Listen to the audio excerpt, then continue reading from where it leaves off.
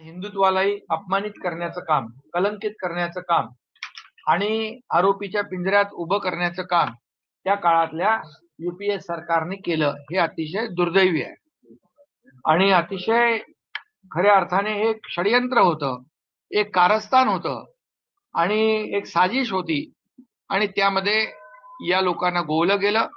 परंतु जे लोक भगवा आतंकवाद, भगवा दहशतवाद म्हणाले, त्याला न्यायालयाने एक करारा जवाब, एक चांगली मोठी चपराक आजच्या निर्णयाने दिलेली आहे. दूध का दूध पाणी का पाणी झालेलं आहे. सत्याचा विजय झालाय आणि मी म्हणेन की सत्य परेशान हो सकता है लेकिन सत्य पराजित नहीं हो सकता है. हे आजच्या कोर्टाच्या निकालाने दाखवून दिले. राष्ट्रीय तपास यंत्रणा याला आव्हान देणार आहे.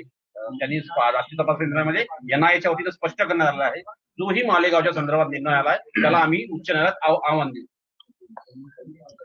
आता याच्या बाबतीमध्ये संपूर्ण कोर्टाने काय निकाल दिलाय, काय कोर्टाने फाइंडिंग आहेत, काय ऑब्झर्वेशन आहेत, या सगळ्या गोष्टी पाहूनच यामध्ये मत व्यक्त करणं उचित होईल. साहेब, मुंबई बॉम्ब ब्लास्ट असो किंवा मालेगाव बॉम्ब ब्लास्ट असो, याच्यामधले जे आरोपी आहेत ते सुटलेले आहेत, तेव्हा त्यांच्या स्वागतासाठी भगवे झेंडे लावण्याचा आदेश बाळासाहेब ठाकरेंनी दिला होता. आज त्या पक्षाकडून अजून याविषयीच्या प्रतिक्रिया याच्या बाबतीत काय वाटतं? आता तुम्हाला माहित आहे सगळं मिश्रण झालेलं आहे, भेसळ झालेली आहे. त्यामुळे हिंदुत्वाचा विचार पुढे नेणारे, बाळासाहेबांचा विचार पुढे नेणारा पक्ष म्हणून आम्ही काम करतोय आणि जे जे काही या देशाच्या बद्दल ज्या चांगल्या घटना घडतील आणि जे दहशतवादी हल्ल्याच्या विरोधामध्ये, आतंकवादाच्या विरोधामध्ये जे काय घडेल त्याच्या विरोधात आम्ही आहोत. बाळासाहेबांची भूमिका स्पष्ट होती. देशप्रेमी जे कोणी असतील ते आपले आहेत आणि देश विरोधक जे आहेत, जे पाकिस्तान धार्जिणे आहेत, ते आपले दुश्मन आहेत. साहेब, ही भूमिका आमची आहे. मालेगाव बॉम्बस्फोटातील असो किंवा मुंबई बॉम्ब ब्लास्ट असो, सगळे आरोपी निर्दोष सुटलेले आहेत, पण मात्र दोषी जे आहेत ते बाहेर आहेत. तपास यंत्रणांचं हे अपयश म्हणायचं. आणि प्रश्न आहे की मग ब्लास्ट कोणी केलं? खरं म्हणजे त्या काळामध्ये जे काही दररोज ब्लास्ट होत होते आणि त्या काळामध्ये आपण हेही पाहिलं की बॉम्ब ब्लास्ट करणारे लोक सुटतही होते आणि म्हणून आतंकवादी आणि दहशतवाद्यांवर जी काही जरब आणि वचक, मग काश्मीरच्या खोऱ्यामध्ये असू द्या नाही तर मुंबईत असू द्या, बिलकुल वचक नव्हता. कारण त्या काळचं सरकार या देशद्रोह्यांच्या विरोधात कारवाई करण्याच्या ऐवजी या ठिकाणी मतांचं राजकारण करत होतं. हे दुर्दैव आहे. सर, तुम्ही राजधानी दिल्लीत आलात, खासदारांबरोबर 8 खासदारांसोबत तुम्ही बैठक घेतली. बैठकीमध्ये आणि मी हेही सांगेन की आता जे काही ऑपरेशन सिंदूर झालं त्याच्यामध्ये देखील सभागृहामध्ये चर्चा झाली आणि त्यावेळेस पण आपण पाहिलं असेल की भारताने जी भूमिका घेतली त्या भारताच्या भूमिकेबरोबर अख्खा देश उभा राहिला. भारतीय लष्कराच्या बरोबर अख्खा देश उभा राहिला. आदरणीय प्रधानमंत्री महोदयांच्या बरोबर अख्खा देश उभा राहिला आणि म्हणून सदनात देखील प्रधानमंत्री असू द्या, गृहमंत्री अमित शहा साहेब असू द्या, या लोकांनी जे काही जसं आतंकवाद्यांचा अड्डे उद्ध्वस्त केले होते आणि त्यावेळेस देखील हिशोब मागणारे काँग्रेस, किती मिसाईल पडले, किती ड्रोन पडले, अरे किती लोक आपली मारली गेली. पहलगाममध्ये, मुंबईमध्ये, बॉम्ब ब्लास्टमध्ये, सिरीज बॉम्ब ब्लास्टमध्ये, 26/11च्या हल्ल्यात, याचा हिशोब मागण्याची हिंमत कोणी करत नाही. परंतु निर्लज्जपणे या ठिकाणी पाकिस्तानवर झालेला अटॅक बद्दल भारतीय लष्करावर प्रश्नचिन्ह निर्माण करण्याचं काम ज्यांनी केलं त्यांना देखील सदनामध्ये पाकिस्तानला तर धडा शिकवलाच. ईट का जवाब पत्थर से, खून का बदला खून से, गोली का जवाब गोले से, असं प्रधानमंत्री म्हणाले आणि घर में घुस के मारेंगे तर करून दाखवलं.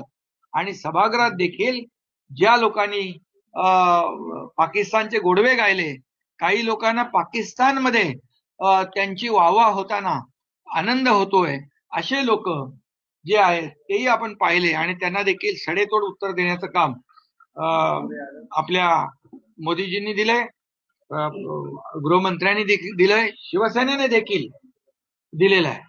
त्यामुळे जे ऑपरेशन सिंदूर असेल, ऑपरेशन महादेव, जे आतंकवादी मारले गेले त्यांच्याबद्दल देखील विरोधी पक्षाने ब्र काढला नाही. त्यांचं देखील ऑपरेशन महादेव लष्कराचं अभिनंदन करण्याचा मोठेपणा त्यांनी दाखवला नाही.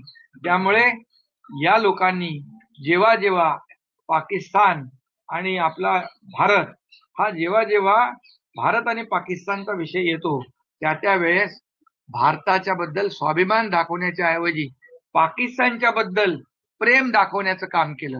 हे दुर्दैव आहे. पाकिस्तानची बोली भाषा काही लोक बोलू लागले, हे दुर्दैव आहे. सर, आज जी बैठक पार पडली त्या बैठकीबद्दल एकदा मराठी सांगा. हिंदी में खासदारांची बैठक सांगून द्या. बैठक सांगा. खासदारांच्या बैठकीबद्दल आपण सांगून द्या. आज बैठक घेतली मग आमचं सलग त्यांचं हिंदी सुरू आहे. आणि बाकी काय पाहिजे आम्ही घेतो ना. मग आम्ही घेतो. हा नाही, याच्यामध्ये खासदारांची देखील मी जेव्हा अधिवेशन असतं तेव्हा येतो, इथे दिल्लीमध्ये बैठक घेतो आणि एनडीए आणि आमचं जे काही नातं आहे त्या खऱ्या अर्थाने या अधिवेशनामध्ये देखील आमचे लोक भारताची बाजू घेऊन, देशाची बाजू घेऊन, भारतीय लष्कराची बाजू घेऊन एनडीएची एक घटक पक्ष म्हणून जी मजबूतीने बाजू लावून धरतात ते देखील दृश्य आपण पाहत आहे. त्याबद्दल देखील चर्चा झाली. त्याचबरोबर या ठिकाणी जे महाराष्ट्राचे जे प्रश्न आहेत केंद्र सरकारशी निगडीत त्यावरही चर्चा झाली आणि यामधून एकंदरीत काही विषयाला देखील चालना मिळाली. आणि राज्य सरकार आणि केंद्र सरकार हे जसं डबल इंजिन सरकार आमचं आहे, आम्हाला एकच आहे की महाराष्ट्राचा विकास, महाराष्ट्र मोठं राज्य आहे आणि म्हणून जसा देश पुढे जातोय तसं महाराष्ट्राचा देखील विकास झाला पाहिजे, यासाठी देखील काही विषयावर चर्चा आमच्या बैठकीमध्ये झाली. तुम्ही म्हटलं की महाराष्ट्रातील विकासाला गती मिळणं गरजेचं आहे. तुम्ही या संदर्भात काही गाठीभेटी घेतल्यात का? नाही, मी तर आपल्या खासदारांशी चर्चा करून खासदारांनी देखील या बाबतीमध्ये त्या विभागाशी त्या मंत्रालयाशी पाठपुरावा केला पाहिजे. ज्या ठिकाणी मला येण्याची आवश्यकता आहे, मुख्यमंत्री आमचे मुख्यमंत्री महोदयांना बोलणं आवश्यक आहे, त्या सर्व विषयांवर आज चर्चा झाली. मुख्यमंत्र्यांनी राज्यपालांची भेट घेतली आहे, तर राज्यपालांची भेट घेतली तर तिकडे काही फेरबदल होणार वगैरे अशा चर्चा. आणि तुम्ही अचानक राजधानी दिल्लीत अचानक आलेलो नाही मी. दरवेळेला मी अधिवेशन काळात येतो आणि अधिवेशन काळामध्ये मी आलेलो आहे खासदारांना भेटायला, त्यांच्याशी बोलायला, त्यांच्याबरोबर चर्चा करायला. ऑपरेशन टायगरची चर्चा सुरू आहे. 123 पेक्षा जास्त असे नगरसेवक आहेत, माजी नगरसेवक, जे शिंदे गटात येणार. गेल्या काही कालावधीमध्ये माजी नगरसेवक जे मुंबईतले आहेत, मग ते 2017 ते 22 असतील, 12 ते 17 असतील, असे जवळपास 123 नगरसेवक जे आहेत उभाटातून शिवसेनेमध्ये आलेले आहेत. ही एक चांगली एक विजयाची नांदी आहे.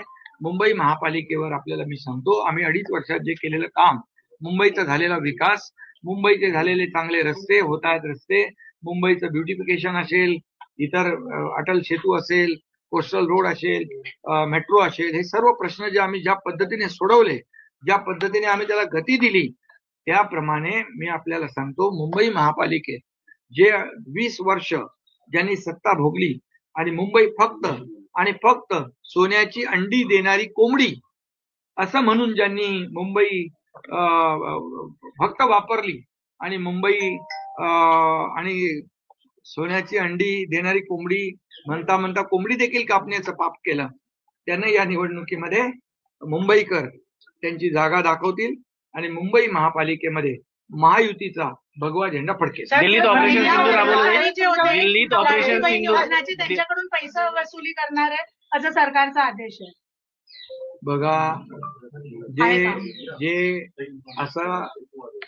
जे चुकीचं खात्यामध्ये काही पैसे गेलेले असतील आमच्या लाडक्या बहिणींच्या, तर ते लाडक्या बहिणींचे पैसे आम्ही परत घेणार नाही असा आम्ही निर्णय घेतलेला आहे. परंतु जाणीवपूर्वक काही लोकांनी या योजनेचा गैरवापर केला असेल तर मात्र त्याच्याबद्दल वेगळा विचार करता येईल. दिल्लीत ऑपरेशन सिंधूर दिल्लीत ऑपरेशन टायगर राबवलं जाणार आहे का? दिल्लीत ऑपरेशन टायगर दिल्लीत ऑपरेशन टायगर राबवलं जाणार आहे का? कुठे दिल्लीमध्ये? दिल्लीमध्ये काही खासदार तुमच्या संपर्कात असल्याचं सांगण्यात येत आहे. सर, ट्रम्पने ज्या प्रकारे 25% टॅरिफ हे केलंय हे सांगितलं जात आहे की काल एका ठिकाणी पंतप्रधान नरेंद्र मोदी यांनी भाषण दिलं आणि लगेच ट्रम्प यांनी 25% टॅरिफचं हे केलं, अनाउन्समेंट.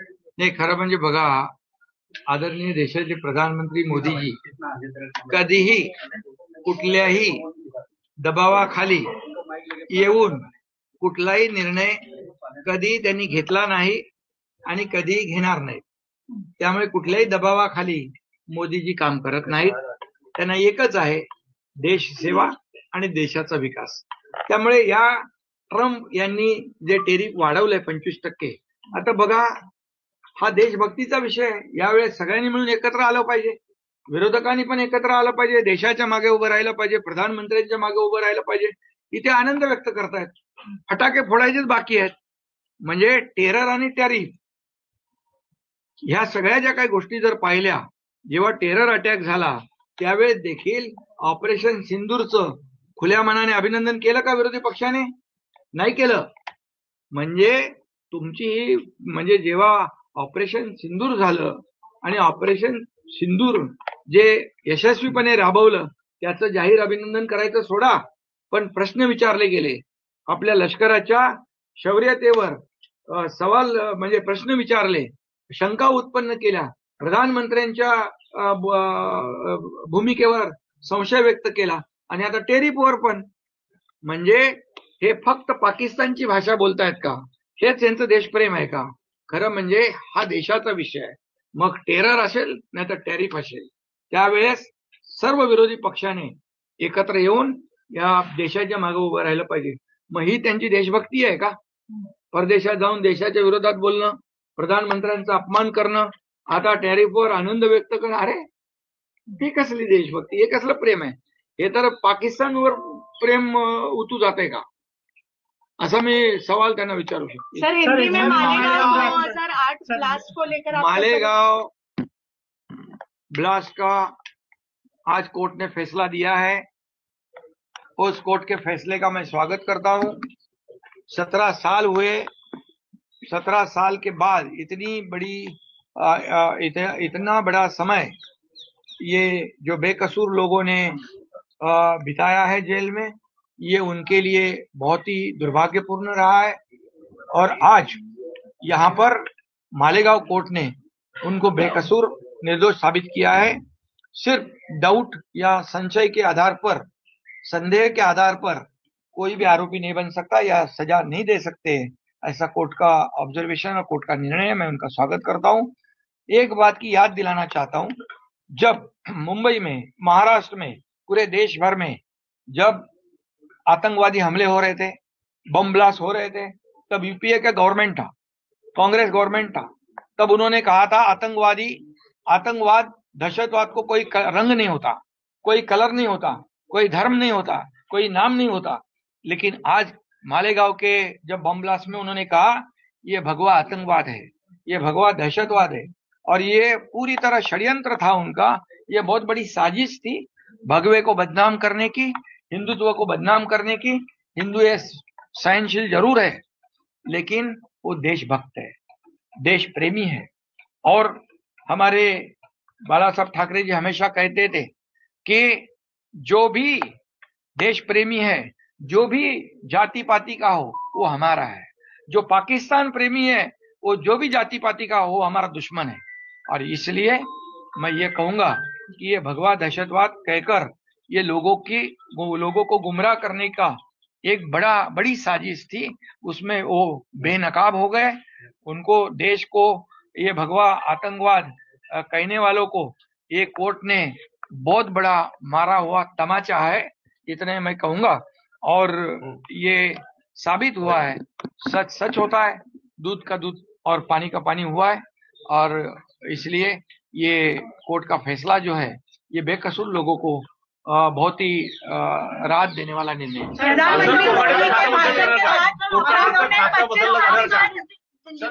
तो सवाल ये उठ रहा है कि भगवा की जीत है आज, ये जो फैसला आया है उसको भगवा की जीत बता रही है साध्वी प्रज्ञा. सही बात है.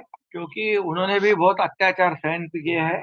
इतने 17 साल उनको उनका कोई भी दोष नहीं होते हुए बेकसूर लोगों को जेल में रहना पड़ा। ये इसका आत्मचिंतन, और सही माने में जिन्होंने ये साजिश रची थी उस वक्त के यूपीए सरकार ने, वहां के जबकि राज्यकर्ताओं ने माफी भी मांगनी चाहिए। और इनको जो है मैं तो कहूंगा कि जो गलत किया है उनके ऊपर कार्रवाई भी होनी चाहिए। ट्रम्प ने 25% टैरिफ की अनाउंस। सर, इससे पहले सवाल ये है सर, कांग्रेस पार्टी ये कह रही है कि जांच एजेंसियां भी तो केंद्र सरकार और राज्य सरकार के अधीन है, वो क्यों नहीं जांच कर रहे? 17 साल लग गए, तो कौन है? इकट्ठा नहीं कर तो पाए। कौन थे तभी केंद्र में? तो भाई कौन थे राज्य में? कौन थे? कांग्रेस यूपीए गवर्नमेंट थी, तो क्यों वो जांच किसने की? उन्होंने तो की जांच। इसलिए ये जिम्मेदारी दूसरे के ऊपर नहीं थोप सकते हैं। खुद के गिरेबान में झांक कर देखने की आवश्यकता है कि दोषी कौन है। और इसलिए मैं जो कहा है कि कोर्ट का निर्णय उचित है, स्वागत किया।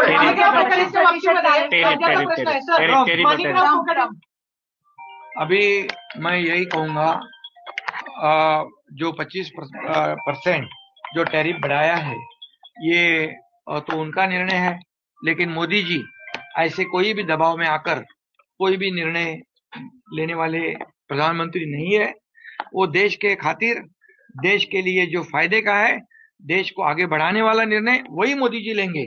और मैं इतना ही कहूंगा कि टेरर हो या टैरिफ, इसमें ये विपक्ष ने देश के साथ रहना चाहिए, हमारे जवानों के साथ रहना चाहिए, प्रधानमंत्री जी के साथ रहना चाहिए। ये दुर्भाग्य की बात है, ये टैरिफ पर भी ये खुशियां मना रहे विपक्ष वाले। और टेरर जब हुआ, ये टेररिस्ट अटैक हुआ, उस पर भी वे विपक्ष खुशियां मना रहे थे। उन्होंने देश के साथ, हमारे प्रधानमंत्री जी के साथ आगे बढ़कर देश के प्रति प्रेम व्यक्त करना चाहिए था, लेकिन वो तो पाकिस्तान की बोली बोलते हैं। ये टैरिफ के ऊपर, ऑपरेशन सिंदूर के ऊपर, ऑपरेशन महादेव के ऊपर एक भी शब्द नहीं निकाल रहे। तो ये कैसा देश प्रेम है? ये कैसा भारत का प्रेम है? ये तो पाकिस्तान प्रेम दिखाई पड़ रहा है। इतने में कहूँ सर,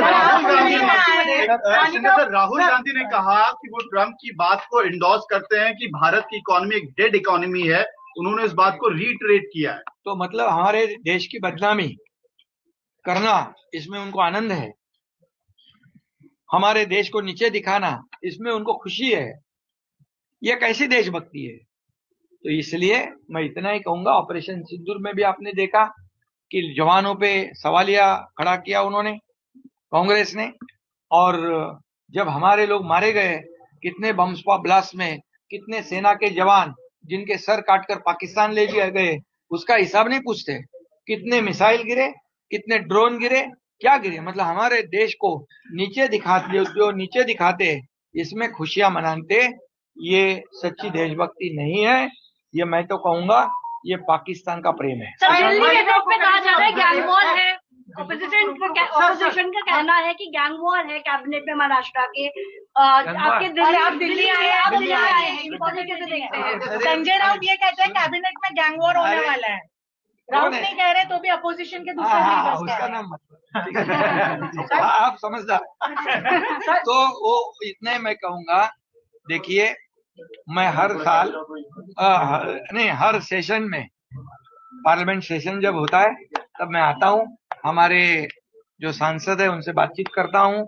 और हमारी एनडीए जो है, ये एनडीए मजबूती से इस विपक्ष को पूरा भारी पड़ रही है। ये भी हमारी शिवसेना दिखा रही है। और जो महाराष्ट्र के इश्यू है केंद्र सरकार से रिलेटेड, उसके बारे में भी काफी चर्चा हुई है। हर सेशन में मैं आता हूँ, ये नई कोई बात नहीं है। धन्यवाद।